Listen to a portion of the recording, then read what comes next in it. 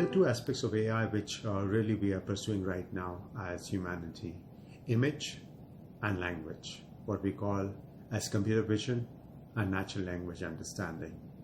For the last 7-8 years, what we've seen, the ImageNet part really coming to a stage where we're solving many problems. We're solving problems in healthcare, we're solving problems in securing citizens, we are solving problems in industrial inspection, we're also predicting what are the failures, etc., that can happen, and it's matured quite a bit. What we're going to see in next 4 or 5 years is a lot of progression that's happening on natural language understanding. Each time that you will give a search in future, rather than giving you bodies of input saying these are the URLs that you can do it, it can even summarize the inputs from those URLs and present to you.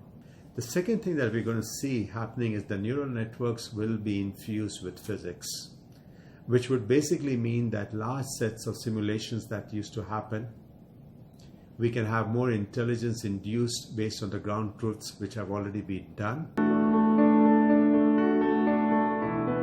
We're working on autonomous cars, where our whole objective is how do we safeguard the human which is in an autonomous car, understanding right from the bare metal all the way to the safety of the human being, what does it take to be there, for which firstly we had to attract the right kinds of researchers, people who will be inspired to come to Nvidia and work.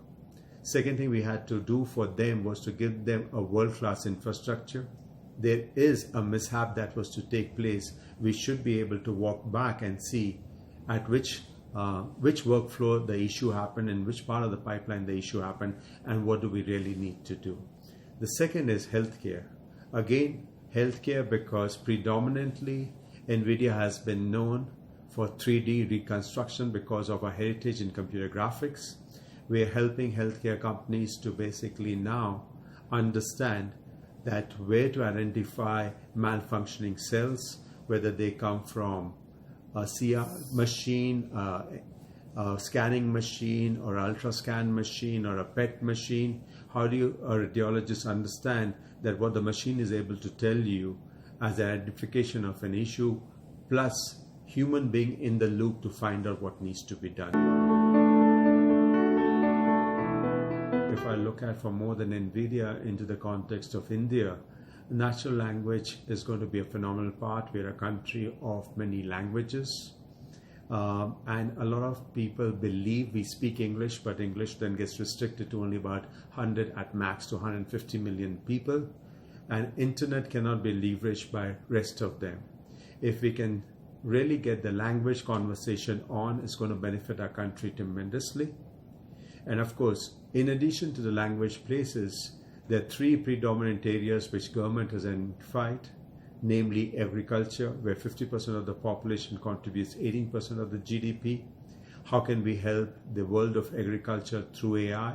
I think that's a big story there. Healthcare, especially as you walk down to tier 2, tier 3, to rural areas, the number of doctors to patients is quite dismal, and how can we bring knowledge of information there? And the third area, of course, what government is talking is about education in a country where an average class 5th student can still solve a class 1 maths. We require a lot of personalization. So having data is one part. Knowing where your data is, what is the process of the data? How do you bring data together? How do you join the data? How do you create the data? How do you create a data frame? How do you basically apply it to different machine learning frameworks? How do you basically validate it? How do you simulate that? How do you experiment on that? And how do you introduce that? That's the greater value proposition that Nvidia and NetApp are able to bring together on a reference architecture which has been tested, tried, and continues to evolve.